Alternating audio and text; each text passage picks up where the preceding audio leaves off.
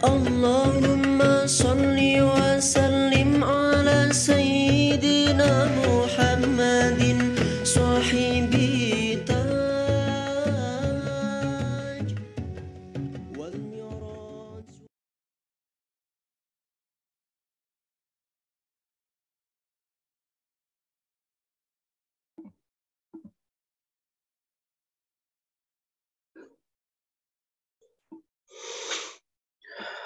Bismillahirrahmanirrahim. Assalamualaikum warahmatullahi wabarakatuh.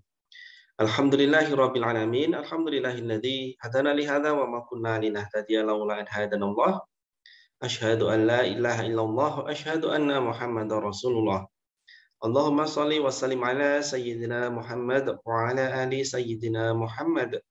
Rabbi shrah li sadri wa yassir li amri wa hlul 'uqdatam min lisani yafqahu qawli.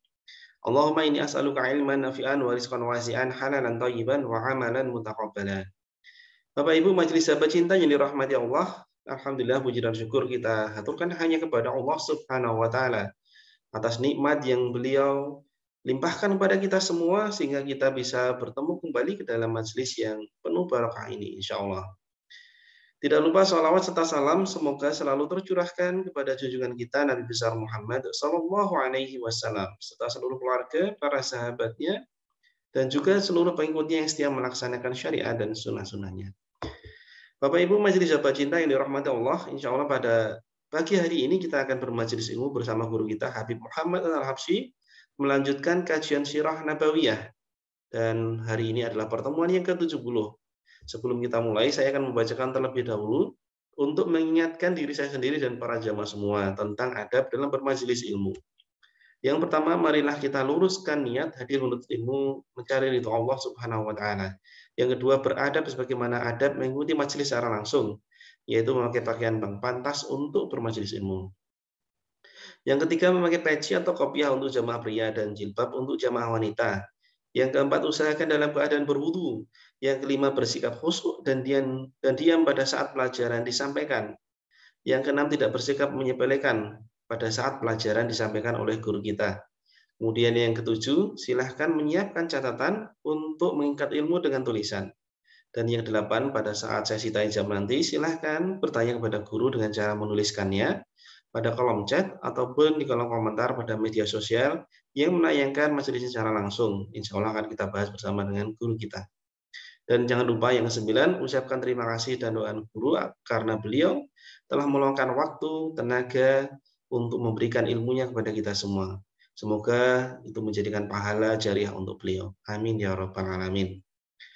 Bapak Ibu majelis sahabat cinta yang dirahmati Allah, mari kita baca bersama doa niat taklim. Bismillahirrahmanirrahim. Alhamdulillahi rabbil alamin.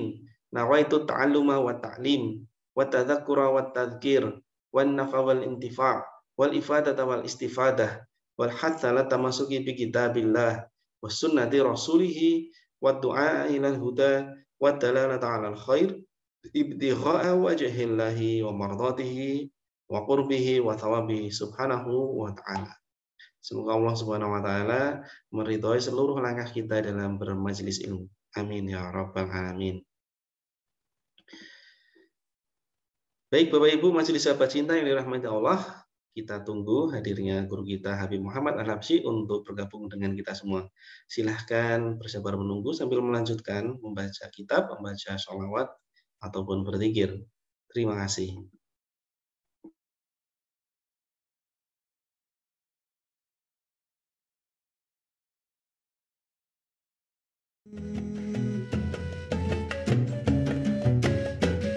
ودافع البلاء والوباء والمرض والألم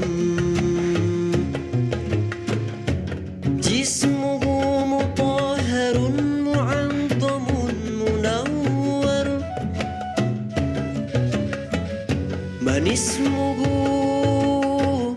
مكتوب مرفوع موضوع على اللوح والقلم شمس الضحى بدر الدجى نور الهدى بصباح الظلم أبي القاسم سيد الكونين والشفيع ثقلين محمد بن عبد الله سيد العرب والعجم نبي الحرمين محبوب عند رب المشرقين والمغربين يا أيها المشتاقون لنور جماله صلوا عليه وسلموا تسليما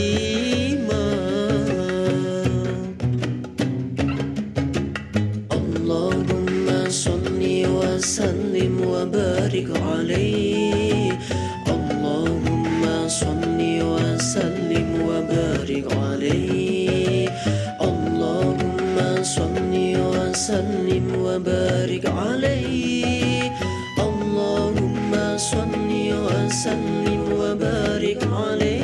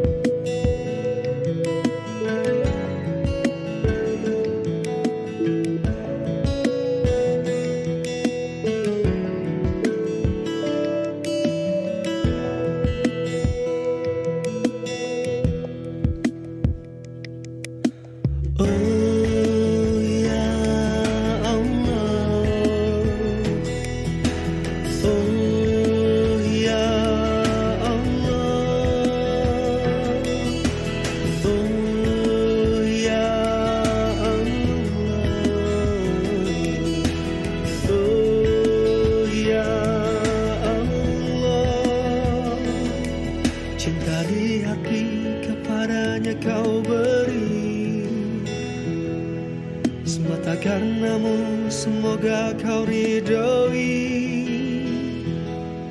sayangi dan jaga, beri taufik hidayah. Sahabat cintaku muliakanlah dia. Uhibbuka fillah, sahabat cinta Rabbi wajmana wahbaban lana fi darikal firdausi ya rajwana. Allahu Allahu kumpulkan aku dengan sahabatku di firdausmu.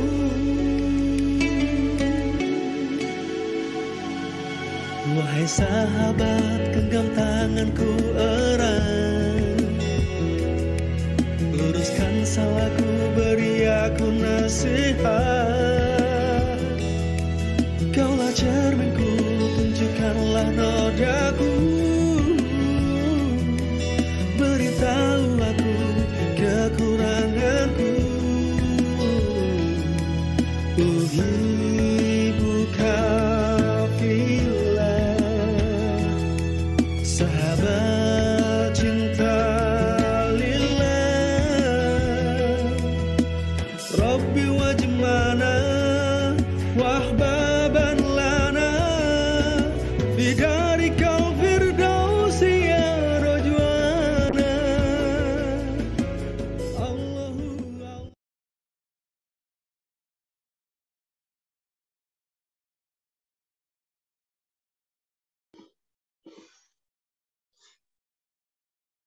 Bapak Ibu majelis sahabat cinta yang dirahmati Allah, alhamdulillah guru kita Habib Muhammad Al-Habsyi sudah bergabung dengan kita semua.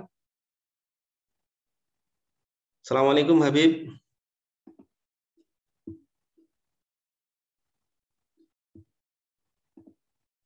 Assalamualaikum Habib. Suaranya belum masuk sepertinya Habib.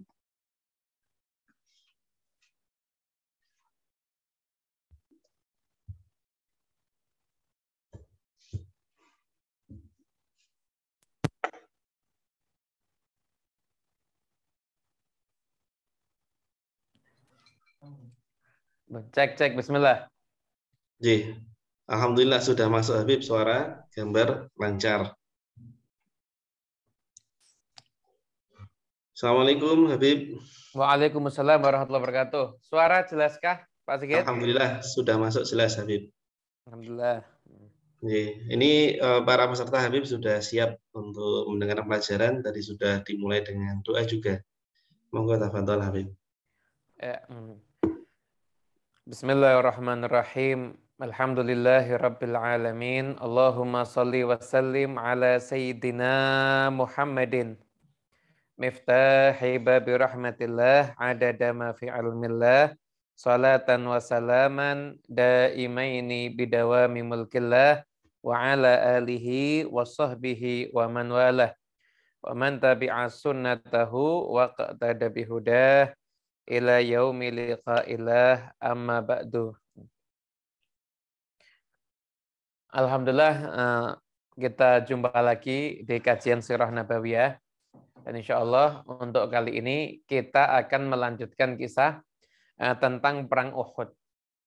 Jadi mungkin judulnya ini lebih tepat, pasukan datang menyerang atau bertahan ya. Judulnya begitu, menyerang atau bertahan. Nah, kemarin udah kita jelaskan. Jadi kalau yang belum lihat yang kemarin bisa lihat di YouTube. Jadi kemarin itu sudah kita sampaikan bahwasanya di tengah orang-orang Mekah ini mendendam, marah kepada Rasulullah Shallallahu Alaihi Wasallam, mereka mengalami musibah yang berikutnya, yaitu ketika jalur perdagangan mereka ke Syam yang biasanya melewati Madinah, mereka nggak berani lewat Madinah. Intinya mereka punya jalan baru sampai akhirnya dihadang dan semua hartanya kemudian diambil. Nah, kisah lengkapnya di pertemuan yang sebelumnya. Jadi itu menambah kemarahan daripada orang-orang kafir Quraisy. Nah, setelah itu di Mekah setelah peristiwa ini mereka akhirnya sepakat untuk bagaimana memerangi Nabi Muhammad SAW, perang mati-matian sudah. Dan barang dagang yang waktu itu diselamatkan sama Abu Sufyan ternyata belum diberikan. Belum diberikan kepada masing-masing yang punya. Nah, namun setelah itu akhirnya Abu Sufyan punya ide, gini aja dah. Semua orang yang nitipkan hartanya ke kita dipanggil semuanya. Semuanya gini aja, Rasul mal modal kita kembalikan ke kamu. Keuntungan dari dagang ke Syam tadi itu gimana kalau kita gunakan untuk berperang melawan Muhammad? Inna Muhammadan qad watarakum wa qatala khiyarakum. Muhammad sudah menindas kalian dan Muhammad sudah membunuh kelompok orang-orang terbaik di antara kalian. Fa'inuna bihadzal mal ala harbih. Maka bantu kami dengan hartamu, dengan harta-harta ini untuk memerangi dia. Akhirnya sepakat semuanya. Sampai-sampai peristiwa itu diabadikan oleh Allah Ta'ala di surat Al-Anfal. Innal ladzina kafaru yunfiquna amwalahum liyasuddu an sabilillah fasayunfiquha thumma takunu alaihim hasratan thumma yughlabun. Di tafsir ada mengatakan itu untuk perang Badar, namun banyak riwayat yang mengatakan itu untuk perang Uhud. Sesungguhnya orang-orang kafir dia akan menginfakkan hartanya untuk menghalangi orang dari jalannya Allah Ta'ala. Maka dia akan menginfakkan hartanya betul, namun ternyata harta yang mereka belanjakan menjadi kerugian bagi mereka, tsumma yughlabun, dan mereka juga akan terkalahkan. Nah, setelah itu bukan cuma harta itu ternyata, padahal harta itu terkumpul kurang lebih 50.000 dinar. Jadi kalau 1 dinar itu kurang lebih 2,5 juta, berarti 50.000 kali 2,5 juta berapa itu?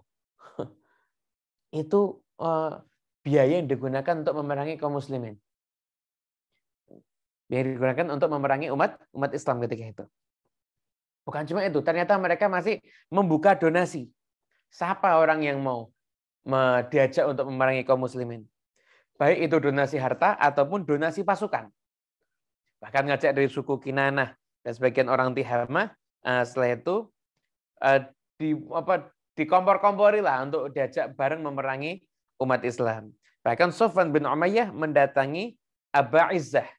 Aba Izzah ini ketika perang Badar ditawan sama Rasulullah. Karena Rasul kesian, dibebaskan cuma-cuma. Sama Sofwan bin Umayyah diperintah, kamu bantu kita ya dengan syair-syairmu untuk ngajak orang memerangi kaum muslimin. Kata Abu Izzah, wah saya tidak bisa, saya sudah berjanjian dengan Muhammad. Terus Sofwan gini loh, kalau kamu pulang dari perang dan kamu itu masih hidup, saya akan berikan kamu kekayaan yang berlimpah.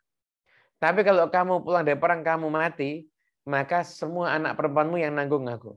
Aku akan ngurus anak perempuanmu sebagaimana aku mengurus anak perempuanku. Nah, akhirnya Abu Izzah panggil dia melantunkan syair-syair untuk memotivasi, memprovokasi orang untuk berperang dengan Rasulullah Shallallahu Alaihi Wasallam. Jadi syair itu dulu dahsyatnya luar biasa. Syair itu dulu punya pengaruh yang luar biasa syair itu. Ya, sampai-sampai orang itu awalnya takut dikompori dengan syair itu bisa berubah jadi orang yang berani ketika itu. Kalau sudah kena syair itu. Nah, setelah itu ternyata setelah terkumpul semuanya kurang lebih pasukan dari kaum musyrikin itu ada 3.000 pasukan. 3.000 pasukan bersama dengan mereka. Bahkan ternyata mereka punya ide gila dalam peperangan, yaitu mereka mengajak orang-orang perempuan. Kenapa nih dikatakan di sini? Dikatakan karena ablaghu fistimatatir rijal duna antusaba hurmatuhum wa a'raduhum. Mereka itu kalau membawa perempuan, mereka lebih siap mati daripada harus kehilangan kehormatannya dan harga dirinya. Jadi ngejak perempuan itu biar apa? Biar yang laki-laki itu berani mati semuanya. Yang itu ide gilanya waktu itu. Nah, itu persenjataannya orang kafir Quraisy. Untuk untanya ada 3.000 ekor unta yang mereka bawa. Kuda 200 ekor kuda. Setelah itu baju perangnya ada 700. Nah, pemimpin perang adalah Abu Sufyan bin Harb. Nah, untuk pemimpin pasukan berkuda itu diserahkan pada Khalid bin Walid dan dibantu juga oleh Ikrimah bin Abi Jahal. Gitu. Nanti akhirnya ini semua masuk Islam ya. Nanti ini akhirnya semuanya masuk Islam ini. Sofwan bin Umayyah pun juga akhirnya masuk Islam. Akhirnya dengan kekuatan 3.000 orang pasukan, 3.000 ekor unta, 200 ekor kuda, 700 baju perang. Nah, mereka berjalan menuju ke kota Madinah ketika itu. Bersama dengan perempuan-perempuan. Bahkan katanya perempuan-perempuan itu dia bawa rebana. Bawa rebana itu untuk untuk Islam memprovokasi siap perang. Dan dikatakan mereka itu berangkat dengan kebencian yang menyala di dalam hati mereka untuk memerangi daripada umat Islam. Nah, keberangkatan mereka itu akhirnya dibocorkan. Siapa yang membocorkan? Abbas bin Abdul Muttalib. Siapa Abbas bin Abdul Muttalib? Pamannya Rasulullah Sallallahu Alaihi Wasallam. Beliau sudah masuk Islam atau belum? Nah, nanti lihat di video sebelumnya yang tentang pembahasan tawanan perang Badar. Nanti ada di situ. Kita ceritakan semua di sini, nanti nggak seru nggak lihat video sebelumnya akhirnya. Tuh lihat tuh nasib tawanan di perang Badar, nanti ada kisahnya Abbas bin Abdul Muthalib. Abbas bin Abdul Muthalib akhirnya utusan orang. Jadi Abbas sudah masuk Islam ya. Tapi kisah Islamnya gimana? Nanti itu di YouTube yang sebelumnya. Abbas sudah masuk Islam, intinya sudah masuk Islam. Kirim utusan, bawa surat, menceritakan pasukan yang akan berangkat ke Madinah. Dan Abbas tidak mau ikut perang Uhud, tidak mau bersama dengan pasukan kaum musyrikin. Justru malah Abbas itu panggil orang, kamu pokoknya harus bisa perjalanan secepat mungkin dari Mekah sampai ke kota Madinah. Dan dari Mekah ke kota Madinah dulu Rasulullah berapa hari itu ya? Ya kan? Karena jaraknya itu kurang lebih sekitar 500 km. Ini Abbas ngutus orang, pokoknya kamu harus bisa sampai di sana 3 hari. Itu sangat cepat itu ya, sangat cepat. Itu kayak mungkin zaman sekarang kayak kamu kalau bisa dari Solo sampai di Jogja hanya 45 menit, itu kan repot itu. Kecuali ada tol ya. Akhirnya setelah itu 3 hari. Bayangkan 3 hari itu akhirnya surat itu diterima ketika Nabi Muhammad SAW ada di Masjid Quba. Jadi nggak perlu sampai masuk ke Madinah. Masjid Quba itu di bagian luar Madinah. Di arah dari Mekah menuju ke kota dan di Masjid Quba. Rasulullah di sana dibacakan suratnya sama Ubay bin Ka'ab. Nah, itu Nabi ya udah dirahasiakan dulu. Dirahasiakan dulu. Nah, setelah itu kota Madinah mulai agak mencekam. Jadi laki-laki itu kemana-mana bawa senjata terus. Sekalipun dalam urusan sholat. Takut kalau sampai tiba-tiba ada musuh yang datang. Bahkan sebagian orang Ansar, Sa'ad bin Mu'adz, Usaid bin Hudzair, Sa'ad bin Ubadah, itu menjaga ketat Rasulullah SAW, mengawal Rasulullah SAW. Bahkan mereka itu bermalam di pintu rumahnya Nabi Muhammad. Tidurnya di situ, jaga Rasulullah SAW. Takut ada orang-orang yang masuk. Madinah sudah mulai mencekam. Nah, akhirnya orang-orang pasukan Mekah ini di perjalanan ini pasukan Mekah di perjalanan ada kisah. Jadi yang Madinah itu mencekam kan tadi, pasukan Mekah ini di perjalanan itu melewati kuburan dari ibunya Nabi Muhammad SAW. Hindun bintu Utbah, ini saya juga baru dengar nih kisah ini. Ini ada di Rahikul Mahtum. Di kitab sirah yang sudah kita baca nggak disebutkan ini kisah ini. Bagian ini. Hindun binti Utbah itu dia ada rencana mau gali lagi kubur daripada ibunya Rasulullah SAW. Wah, tapi akhirnya pasukan Quraisy nggak mau, nggak boleh. Jadi mereka juga masih ada far sebetulnya. Enggak, jangan ini makam kok memang kok sampai personal banget gitu loh bermusuhannya. Sampai makam ibunya Nabi aja itu mau digali. Jadi Anda biar tahu kebencian mereka kepada Rasulullah SAW itu sudah luar biasa kebenciannya. Enggak. Pimpinan pasukan itu enggak ada yang mau, enggak ada yang setuju. Nah, sampai akhirnya di tempat dinamai tempatnya Wadi Aqiq. Sampai lewat Wadi Aqiq itu jalan-jalan normal, jadi jalan utama. Jadi lewat Wadi Aqiq sampai akhirnya di dekat Gunung Uhud.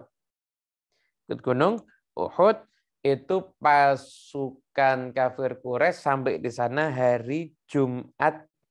Kurang lebih hari Jumat itu sudah sampai di sana. Itu. Di Madinah setelah tahu ini pasukan bergerak, selain mereka menjaga Nabi Muhammad SAW, akhirnya Rasulullah SAW menjelang hari Jumat itu beliau mengumpulkan sahabat-sahabat, mengadakan musyawarah militer ini, musyawarah tinggi militer ini, bertukar pikiran. Nabi SAW menyampaikan bahwa beliau itu mimpi. Mengatakan yang saya lihat ini dari Allah adalah kebaikan. Saya lihat ada sapi yang disembelih. Dan saya lihat di pedang saya itu ada retak gitu lah, ada retak itu ada di pedang saya. Dan ketika saya memasukkan tangan saya ke dalam baju perang, maka itu menjadi aman. Aku mentakwilkan, siapa yang disembelih, sahabatku akan ada yang terbunuh. Pedangku retak, itu akan ada yang terbunuh dari kalangan keluargaku. Dan benteng yang mengamankan itu adalah kota Madinah. Gimana? Kata Nabi SAW, pendapat saya, kata Rasulullah, lebih baik kita tunggu di kota Madinah. Kalau orang-orang musyrik tetap mau berada di luar Madinah terus, nah maka mereka nanti lama-lama akan nggak betah. Mereka akan berada dalam kondisi yang sangat buruk. Tapi kalau mereka nekat masuk kota Madinah, maka kita akan lawan mereka di jalan-jalan. Karena medannya itu sangat menguntungkan kaum muslim. Kalau mereka masuk kota Madinah, medan sangat menguntungkan kaum muslimin. Kita lawan di bawah, perempuan biar nanti ngelempari dari bagian atas rumah. Ketika itu, usul ini disetujui sama Abdullah bin Ubay. Abdullah bin Ubay bin Salul, Rasul munafikin. Pemimpin munafikin. Diajak musyawarah sama Rasulullah. Setuju, wah setuju ini. Setuju. Diajak musyawarah kenapa? Karena dia ini termasuk sesepuhnya Khazraj. Suku Khazraj, kan dari Aus ada Khazraj. Sesepuhnya Khazraj itu Abdullah bin Ubay ini tadi. Saya setuju ini. Saya setuju. Nah, dia setuju sama usulnya Nabi, bukan karena cocok. Kenapa? Karena semakin tidak perang, dia semakin suka. Kan nggak resiko kalau dia tidak perang. Ini bukan karena, wah ini cinta sama Rasulullah. Enggak. Karena menghindari yang namanya perang. Bahkan Abdullah bin Ubay itu sempat menambahkan, di kitab surat lain itu diceritakan, dia sempat menambahkan begini. Saya berpengalaman, kalau kita perang dalam Madinah, kita menang. Kita keluar, pasti kita akan kalah. Kita akan kalah. Namun setelah itu, sebagian yang lainnya, di antara sebagian sahabat-sahabat yang mereka nggak ikut perang Badar, mereka minta sama Nabi. Bahkan setengah memaksa. Ya Rasulullah, ayo kita keluar. Lama nih kita sudah nunggu hari ini ya Rasulullah. Kita doa sama Allah. Sekarang musuh di depan kita. Kenapa kita nggak keluar? Kita hadapi, kita lawan begitu.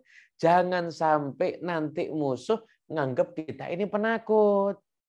Orang Mekah nanti akan keluar-keluar. Itu kaum muslimin udah didatengin, nggak berani keluar. Mereka penakut dan lain sebagainya. Pada antara yang ngebet ingin minta keluar perang itu adalah Sayyidina Hamzah bin Abdul Muttalib. Pamannya Rasulullah Sallallahu Alaihi Wasallam. Ini kan yang ngacak-ngacak orang musyrik untuk perang Badar kan Hamzah kan. Ya kan? Bahkan Hamzah mengatakan sama Rasulullah, "Waladzi anzala 'alaikal kitab." Demi zat yang menurunkan kepadamu Alkitab yaitu Al-Qur'an, saya enggak akan makan sampai saya menghadapi mereka dengan pedangku nanti di luar Madinah. Ini waktu itu sahabat-sahabat ketika itu banyak yang menginginkan untuk keluar dan berperang ketika itu. Akhirnya kata Rasulullah, ya udah. Rasulullah ya udah. Memang minta perang, ya gimana lagi? Nah, karena setelah itu, hari Jumat kan?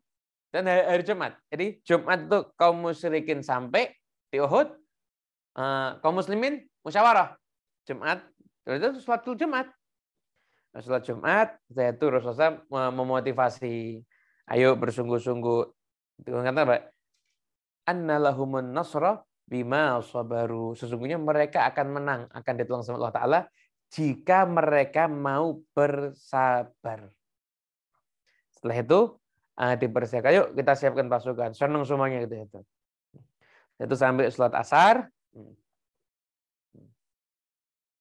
Sholat asar. Dan setelah itu tokoh-tokoh datang. Itu orang-orang mulai dari itu mulai datang kumpul semuanya. Setelah itu Rasulullah SAW masuk ke rumahnya bersama dengan Sayyidina Abu Bakar Siddiq dan Sayyidina Umar bin Khattab. Itu pakai imamah. Itu imamah itu sunnahnya Rasulullah SAW ya. Itu pakai pakaian perangnya dan lain sebagainya, bawa pedangnya dan lain sebagainya. Nah, ketika orang-orang itu nunggu Rasulullah SAW, Sa'ad bin Mu'adz sama Usaid bin Khudair bilang begini, apa pantas kita maksa Rasulullah untuk keluar berperang? Sedangkan Rasulullah kan sudah ngasih isyarat. Kita ini disuruh bertahan. Apa pantas sih kok kita seakan-akan kita lebih ngerti dibandingkan Nabi? Apa pantas sih kayak gitu? Sadar semuanya nih. Sadar semuanya. Akhirnya, begitu Rasulullah SAW itu keluar dengan pakaian perangnya, maka mereka mengatakan, ya Rasulullah, maka nalana an-nukhalifaka fasna' ma syi'ta. Rasulullah, tidak pantas kalau kita menentang keinginanmu. Lakukan apa yang kamu mau ya Rasulullah. Kalau kamu in ahbabta an tamkutha bil Madinah faf'al. Memang kamu ingin kita berada di Madinah, lakukan itu.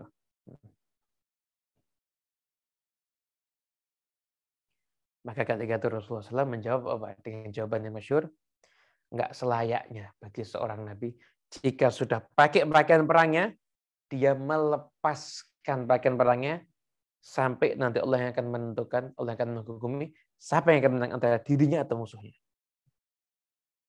Nah, ketika itu Rasulullah SAW pakai pakaian perang, enggak ada pilihan kecuali harus perang. Enggak ada pilihan kecuali harus berperang. Maka dibagi pasukan itu menjadi 3 bagian. Kelompok Muhajirin sendiri yang megang itu Mus'ab bin Umair. Kelompok Aus yang megang Usaid bin Hudzair. Kelompok Khazraj yang megang Hubbab bin Mundir. Kurang lebih pasukan itu terkumpul 1.000 orang. Baju perangnya ada 100.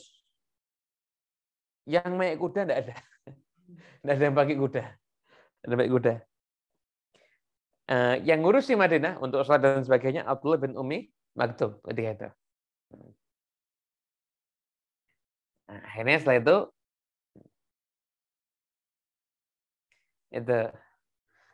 setelah itu berangkatlah pasukan perang. Jadi kalau persenjataan sama orang kafir jauh ya, jauh.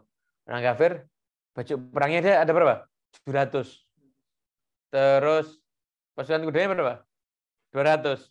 Ini pasukan kuda tidak ada. Baju perang cuma ada 100. Ada riwayat lain lagi. Riwayat lain lagi ada yang mengatakan 50 ekor kuda pasukan kaum muslimin. Riwayat lain lagi. Namun riwayat itu juga ditentang juga, ada yang mengatakan enggak. Kuda cuma ada 2 ekor. Satu dipakai sama Rasulullah, satu dipakai sama yang lainnya.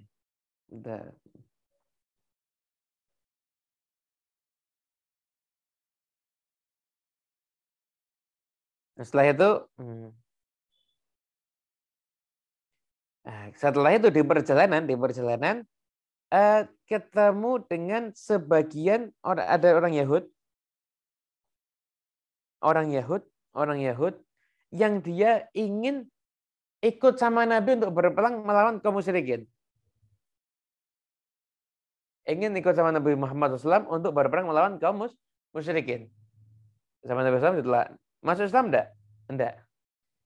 Kata Rasulullah, ya udah, ya enggak bisa. Kita enggak bisa itu. Nah, kenapa kok orang Yahudi? Jadi bukan cuma ini, bahkan ada lain lagi yang akhirnya masuk Islam untuk bisa bersama dengan Nabi Muhammad SAW. Ada yang lain lagi yang masuk Islam. Itu orang Yahudi ini, kenapa kok ada rasa untuk berperang bersama dengan Nabi Muhammad? Karena di syariatnya mereka itu ada Nabi berperang, setelah itu bukan Nabi Musa, itu mereka harus bantu. Dengan Yahudi itu tahu semuanya itu. Itu semuanya tahu itu. Ada mereka sampai ada yang mau bantu dan sebagainya karena itu. Ada kisah juga yang kita baca di sumber yang lainnya. Itu ada orang Yahudi ngajak, ayo kita kan tahu ini kan kita harus bantu. Orang Yahudi yang lain enggak mau, enggak usah. Enggak ada yang mau intinya. Akhirnya dia datang sendiri membantu. Masuk Islam enggak? Saya mau masuk Islam. Perang syahid. Saya nanti ada sendirilah. Nanti saya ada sendiri. Itu.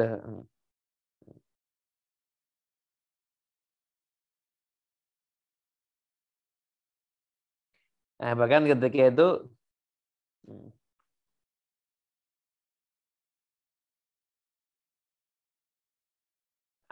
ketika sampai daerah itu Nabi Muhammad SAW itu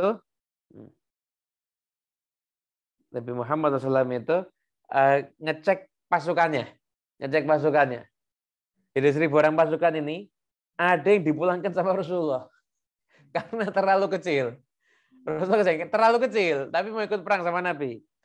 Abdullah bin Umar bin Khattab, Usamah bin Zaid, itu termasuk dipulangkan sama Rasulullah SAW. Dipulangkan sama Nabi Muhammad.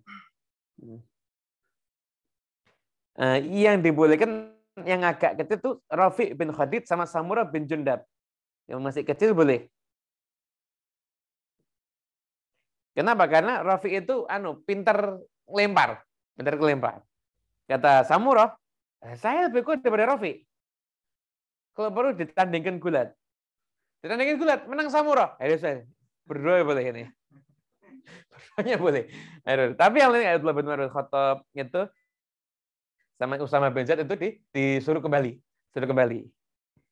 Usamah bin Zaid berarti ketika itu usia sangat kecil ya. Saya enggak tahu. Jadi kalau Usamah bin Zaid ketika wafatnya Nabi itu usia beliau itu 19 tahun ya. Kalau usia 19 tahun kan kita disuruh jadi pasukan perang ketika itu. Ketika dekat dengan wafatnya Rasulullah SAW. Karena Nabi 19 tahun, katakanlah 19 tahun. Berarti ketika mau perang sama Nabi itu 7 tahun sebelumnya, 12 tahun nanti itu umurnya. Anak 12 tahun bawa senjata ikut perang sama Rasulullah. Anda bisa bayangkan. Itu caranya menanamkan cinta itu sampai seperti apa ya? Yang menanamkan cinta kepada Rasulullah SAW. Zaid bin Thabit ini juga masih muda. Zaid bin Thabit nanti jadi salah seorang sahabat yang alim. Zaid bin Thabit ini masih muda. Jadi ketika itu ya tidak boleh perang juga. Suruh pulang sama Rasulullah SAW. Jadi yang anak muda cuma Rafi' sama Samurah. Itu yang diizinkan untuk bersama dengan Rasulullah SAW.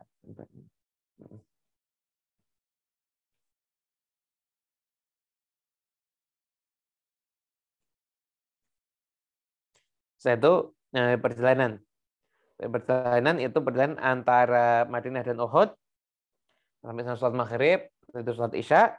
Setelah itu ada giliran. Jadi nanti ada 50 orang yang jaga. Ada 50 orang yang menjaga ketika itu. Yang jaga ini pimpinan yang bagian jaga malam itu Muhammad bin Maslamah Al-Ansari yang berhasil membunuh siapa? Masih ingat enggak? Ka'ab bin Ashraf yang orang Yahudi itu.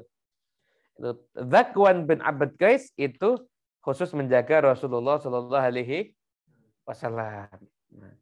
Nah, sampai setelah istirahat, kemudian setelah itu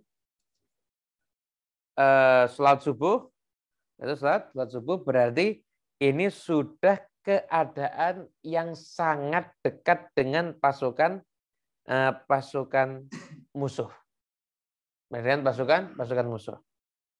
Nah, ketika mau berjalan lagi, disinilah ada peristiwa yang merupakan pukulan pertama untuk kaum muslimin. Peristiwa apa yang terjadi setelah sholat subuh tersebut, maka insya Allah akan kita lanjutkan pada kajian sirah di pertemuan yang akan datang. Allah alam. Jadi ini kisah sirah semakin seru. Pukulannya apa?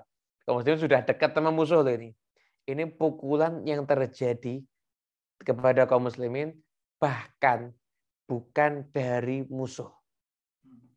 Bukan dari orang yang akan memerangi mereka, tapi justru bersama dengan orang yang bersama dengan mereka. Nah, pukulan apakah itu? Maka insya Allah akan kita lanjutkan pada pertemuan sirah yang akan datang. Wallahu a'lam bishawab.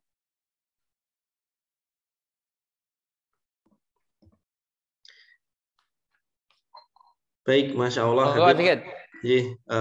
Luar biasa ilmu yang disampaikan, memberikan pencerahan kepada kita tentang bagaimana awal mula perang Uhud ini dimulai. Baik, Bapak Ibu, majelis sahabat cinta yang dirahmati Allah, silahkan menuliskan pertanyaan untuk dibahas bersama guru kita Habib Muhammad Al-Habsyi. Monggo. Sesuai tema boleh, di luar tema juga boleh ya. Boleh. Baik Habib. Santai. Untuk memulai pertanyaan Habib, saya tertarik tentang tadi jumlah sumber daya yang dimiliki oleh kaum muslimin hanya sedikit dibandingkan dengan jumlah sumber daya yang dimiliki oleh musuhnya, yaitu orang kafir Quraisy.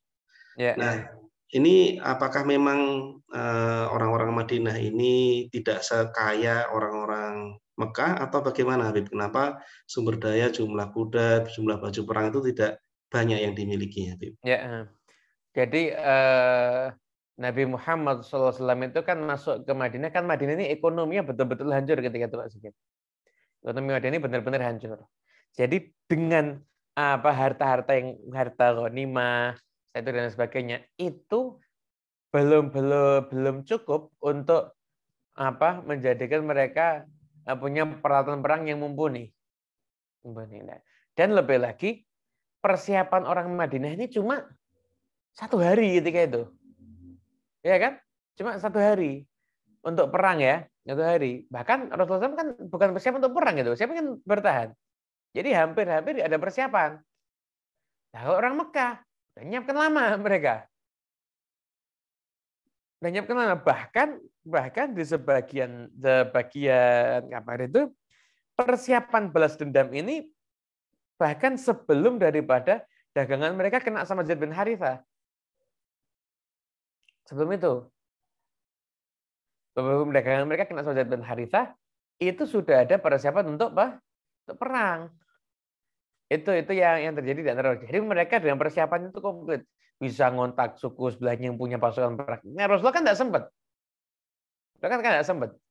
Nah, jadi akhirnya peralatan perangnya ya sangat seadanya.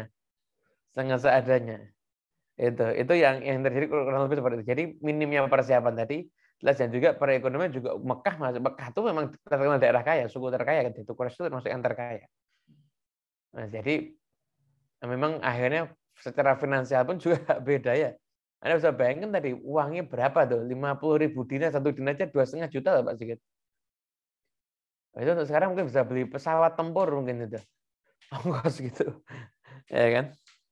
Allah alam. Baik, Habib. Karena memang situasinya memang belum bisa mendukung untuk membiayai perang sebanyak itu, Habib. Baik, Habib. Pertanyaan berikutnya, Habib, tentang posisi nanti wanita dalam peperangan. Tadi kan diceritakan bahwa orang-orang musyrikin Quraisy itu juga mengajak kaum perempuan. Apakah itu istri-istri mereka atau memang ada pasukan khusus perempuan, Habib? Terus bagaimana dengan kaum muslimin sendiri? Apakah memang diizinkan untuk perempuan itu ikut berperang kalau di sisi kaum muslimin, Habib? Ya. Jadi ketika jadi gini, orang-orang kafir Quraisy itu ngejak perempuan, itu rata-rata yang diajak adalah istri-istri mereka sama istri dari orang yang mati ketika perang Badar. Jadi memang istri motivasi dendam semuanya ini. Motivasi dendam semuanya. Di istri orang yang mati ketika perang Badar. Itu. Nah, terus mereka ngapain? Bukan pasukan, mereka hanya penghibur. Yang manas-manas sih, yang mau nyanyi, yang lantunkan syair. Apakah kaum muslim perempuan juga diizinkan berperang? Kalau berperang angkat senjata kayaknya enggak, tapi kalau bantu-bantu perang itu nanti ada kisahnya. Akan mungkin ketika Uhud nanti mungkin Nusaybah kayaknya nanti. Nah, Nusaybah itu nanti ada kisahnya juga. Riwayat tentang Nusaybah itu yang luar biasa itu ketika perang Uhud tidak salah. Riwayat tentang Nusaybah. Itu jadi nanti ada juga pahlawan-pahlawan perang dari kaum muslimin tapi dari kalangan sahabat itu nanti juga ada. Tapi bukan perang masuk ke garda terdepan itu juga enggak gitu ya. Itu kurang lebih seperti itu Pak. Orang-orang kafir Quraisy tadi ngajak perempuan tujuannya apa? Menjadikan yang laki lebih berani mati. Menjadikan yang laki lebih berani mati. Gitu. Iya, baik. Nah, apakah memang ketika berjumpa di medan perang itu kalau ada perempuan yang memerangi kaum muslimin itu diperbolehkan untuk dibunuh, Habib, bagi pasukan kaum muslimin sendiri?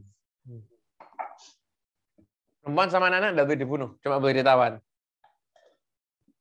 Anak kecil tidak boleh dibunuh, cuma boleh ditawan. Peraturan perangnya gitu. Walaupun mereka angkat senjata juga sama. Begitu, Nji. Wallahu alam ya, kalau sampai misalnya tidak dibunuh sama menjadikan orang lain terbunuh, wallahu alam lagi, tidak tahu saya. Tapi mereka cuma boleh ditawan. Gitu. Nji, baik. Nah, ini ada pertanyaan yang masuk, Habib, dari Zoom. Assalamualaikum warahmatullahi wabarakatuh, Habib. Kalau ada sekolah atau yayasan yang izin memanfaatkan siaran ini, tapi dengan sedikit diedit, boleh atau tidak?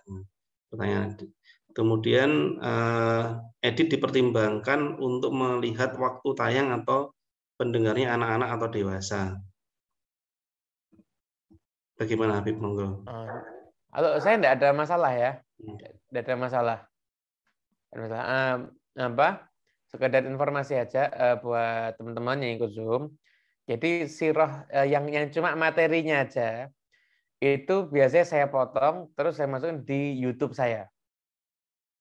Bisa lihat di YouTube saya nanti channel YouTube Ustadz Muhammad Al-Habsyi. Nah, di situ ada playlist Sirah Nabawiyah. Sirah Nabawiyah nanti itu ada di situ. Saya nanti ada di situ. Nanti bisa lihat di situ nanti. Itu bahkan dari awal kita dulu, Pak Sigit, dari mulai hijrah. Kita kan mulai pakai kamera gini kan dari ini kan hijrah. Tadi ada Ustadz Muhammad Al-Habsyi. Muhammad Al-Habsyi di YouTube nanti ada tentang Sirah Nabawiyah. Oh, kita sudah sampai perang Uhud. Kalau yang di YouTube saya baru ini nasib tawanan pasca perang Badar. Sampai situ. Udah sampai di situ. Iya. Baik, itu, terima kasih. Jadi enggak ada masalah. Itu cuma materinya aja. Misalkan ada yang diedit dan sebagainya, selama bukan yang akidah enggak ada masalah ya. Selama bukan yang bagian penting ya. Bukan bagian yang menyebabkan lanjut dan cerita enggak ada masalah ya. Iya. Asalkan tidak merubah arti juga, Bibi. Misalkan itu ada terbunuh, terpotong kakinya, nanti anak kecil ngeri dengernya, enggak apa-apa gitu ya. Enggak apa-apa. Dan memang cerita apa yang ada di kitab dan memang sasarannya juga ke usia normalnya kurang lebih begitu. Baik, terima kasih. Berikutnya pertanyaan. Assalamualaikum warahmatullahi wabarakatuh. Assalamualaikum warahmatullahi wabarakatuh. Allahumma sholli ala sayyidina Muhammad wa ala ali sayyidina Muhammad. Semoga Habib beserta keluarga dan keluarga besar Majelis Sahabat Cinta senantiasa dalam keadaan sehat walafiat. Amin. Amin. Senantiasa dilimpahkan nikmat iman dan rahmat Allah Subhanahu wa taala. Amin ya rabbal alamin. Ini izin bertanya Habib dari Palembang. Bolehkah berhutang yang digunakan untuk mempercepat pelaksanaan pernikahan? Bolehkah minta saran mahar yang sederhana yang baik menurut Habib? Jazakallah khairan atas jawabannya. Berhutang untuk menikah. Bagus, enggak apa-apa. Enggak ada masalah itu. Bahkan Ibn Arabi beliau mengatakan di antara sedekah yang paling bagus itu sedekah untuk menolong orang yang akan menikah. Nah, jomblo-jomblo cari buka donasi nih lah dengarkan ini. Jadi termasuk sedekah yang paling bagus itu sedekah untuk menolong orang yang akan menikah. Kenapa? Karena menikah itu satu untuk menjaga kehormatan. Satu jadi sebab lahirnya orang-orang yang akan sujud ibadah kepada Allah Subhanahu wa taala. Jadi pahalanya besar. Kata Ibn Arabi termasuk sedekah yang paling besar itu sedekah untuk menolong jomblo mengakhiri kejombloannya ya. Menjadikan para bujangan mengakhiri masa bujangnya itu termasuk sedekah yang paling afdal. Tapi utang enggak ada masalah. Enggak ada masalah, silahkan. Satu mahar apa yang sederhana? Mahar itu kalau saya mahar itu uang aja. Rasulullah juga maharnya uang kok. Mahar uang aja selayaknya gitu.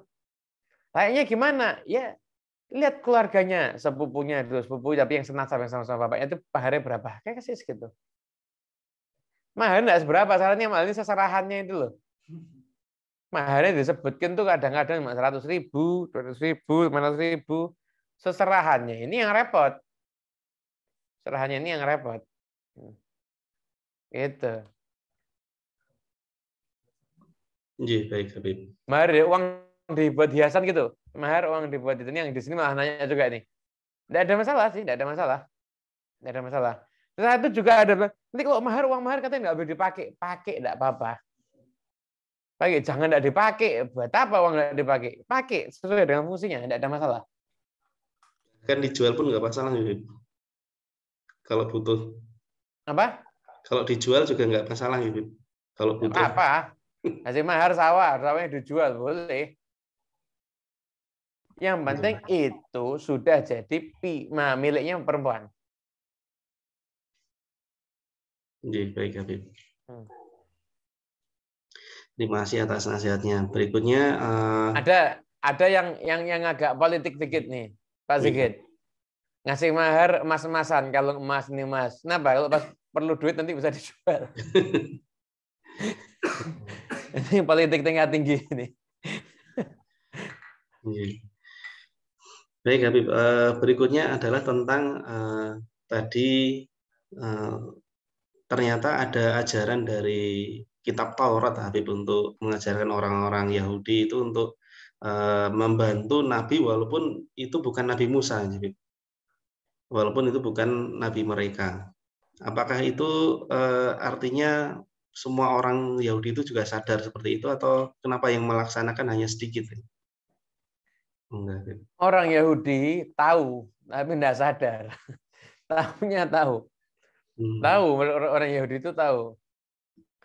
Pada kisah Ka'ab bin Ashraf kan ada diceritakan juga itu. Mereka itu datang kan ke Ka'ab bin Ashraf, itu bilang, gimana nih orang yang baru ini? Betul, Nabi itu. Ka'ab bin Ashraf dosa tidak dapat sumbangan lagi, nggak dapat sembako lagi dari saya. Besok balik, kayaknya bukan Nabi. Langsung berubah pikiran. Pendapatnya karena pendapatannya ya benar model-model itu, orang Yahudi itu. Langsung berubah pikiran. Jadi mereka tahu, dan kita suci mereka tuh mereka sebagian mesti mengkaji. Artinya kalau ada Nabi, ya kita harus nolong semuanya, sekalipun itu bukan Nabi kita gitu loh.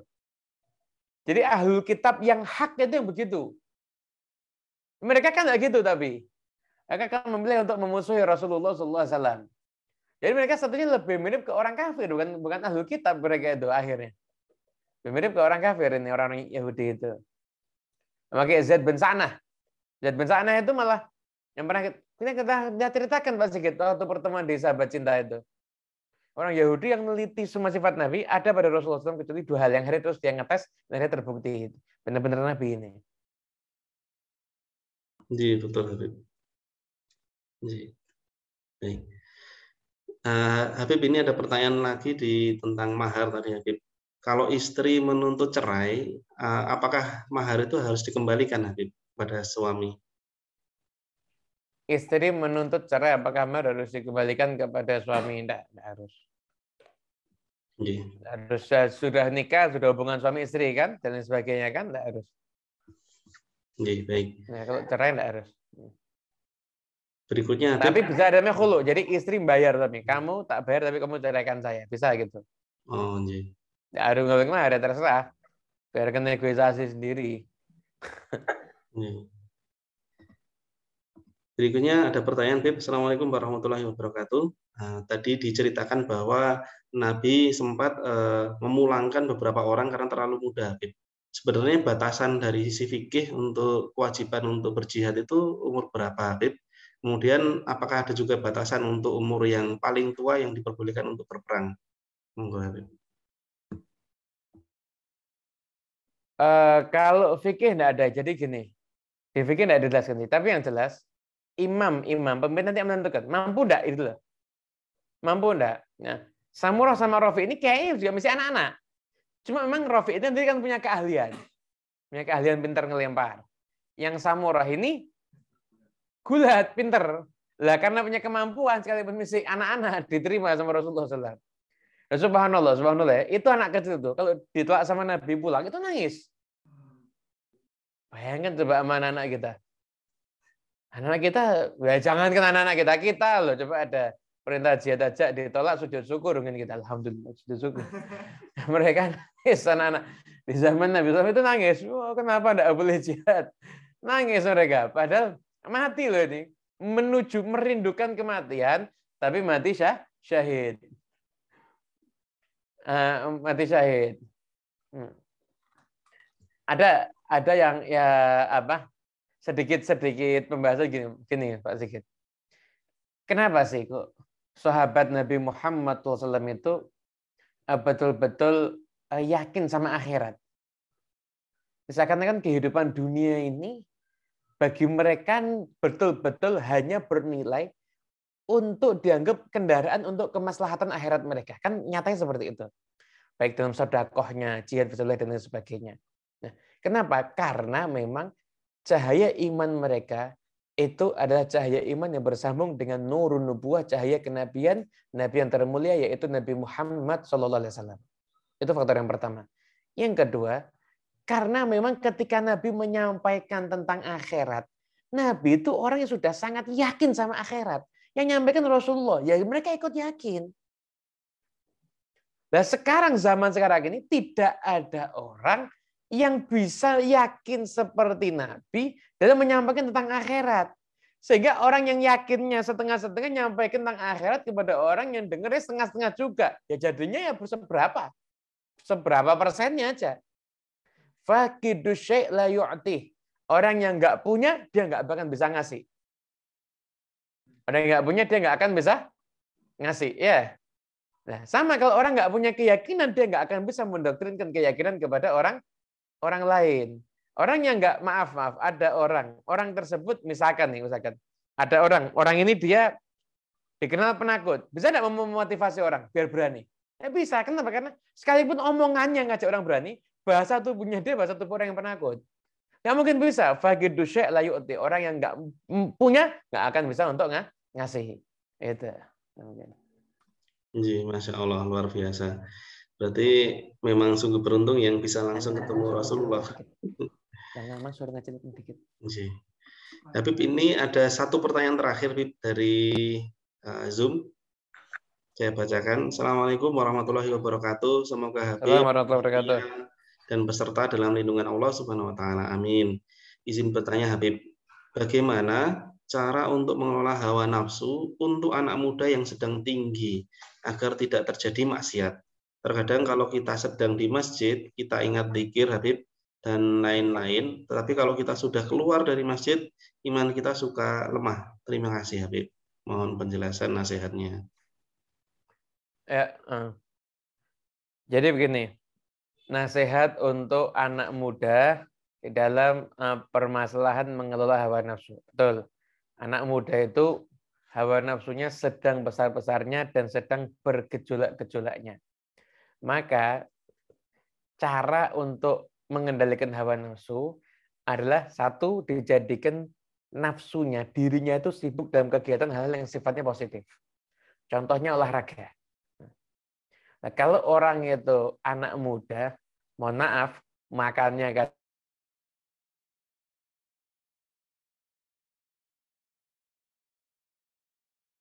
kan nggak benar.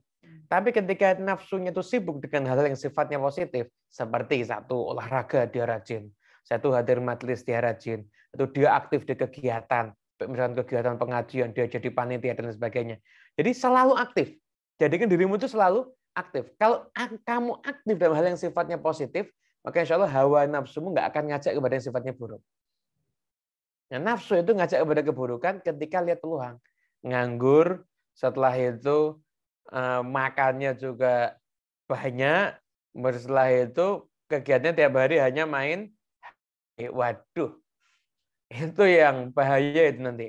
Tapi ketika punya kegiatan-kegiatan yang positif, aktif ya, kegiatan positif dan aktif, maka insya Allah hawa nafsunya nanti akan mendapatkan tempat untuk disalurkan. Jadi yang ada dalam tubuhnya itu gejolaknya itu akan mendapatkan tempat untuk disalurkan. Kalau seperti itu lebih aman insya Allah. Karena kalau kita sekarang mau ngajarin anak muda, aktif baca kitab kuning, kayaknya repot. Ya repot. Tapi ya sudah, yang paling aman ya tadi. Kamu aktif ikut majelis ilmu. Kalau bisa kamu jadi aktivis di sana. Jadi kamu jadi panitianya juga. Itu juga aktiflah dalam kegiatan olahraga, punya hobi olahraga. Insya Allah nanti lebih aman dan lebih selamat untuk anak muda zaman now ini, zaman sekarang. Gitu. Baik Habib, terima kasih atas nasihatnya.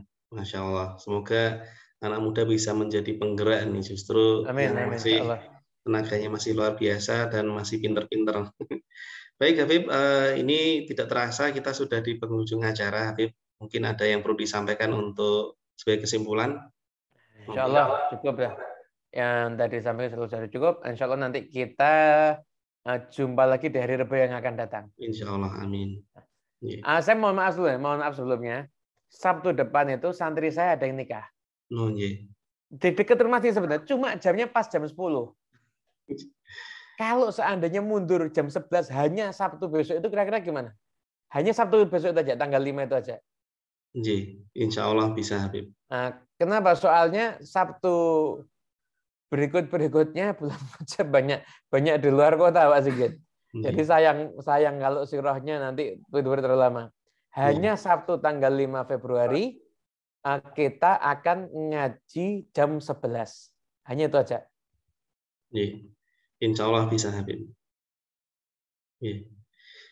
Baik, Bapak Ibu majelis sahabat cinta yang dirahmati Allah. Alhamdulillah kita sudah selesai. Memang saya ada beberapa hari Sabtu yang saya di luar kota. Dan pas di situ pas ada kegiatan juga di jam-jam itu, pas ada pengajian juga. Mungkin nanti terserah nanti saya manut Pak Sigit sama teman-teman nanti usahakan bisa ya, alhamdulillah. Baik. Insya Allah bisa, Habib. Kita akan koordinasikan. Baik, Bapak Ibu majelis sahabat cinta yang dirahmati Allah, kita sudah menyelesaikan majelis pada hari ini. Dan insya Allah kita akan lanjutkan di kesempatan yang akan datang. Semoga masih diberikan umur panjang oleh Allah SWT. Amin. Mohon maaf atas segala kekurangan dan terima kasih kepada tim Majelis Sahabat Cinta yang telah membantu terlaksananya majelis pada hari ini. Dan mari kita tutup dengan membaca hamdalah dan doa kafaratul majelis. Alhamdulillahirabbil alamin. Subhanakallahumma wa bihamdika asyhadu alla ilaha illa anta astaghfiruka wa atubu ilaik. Assalamualaikum warahmatullahi wabarakatuh. Monggo Habib.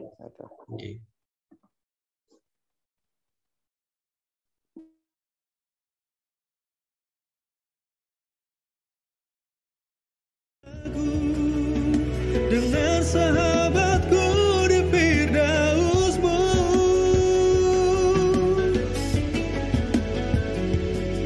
jangan kau puji saat ku lupa diri. Bila kau cintaku, kau menasehati. Bila ku salah jalan, tugasmu memaafkan. Ingatkan lupaku dan jangan kau tinggalkan.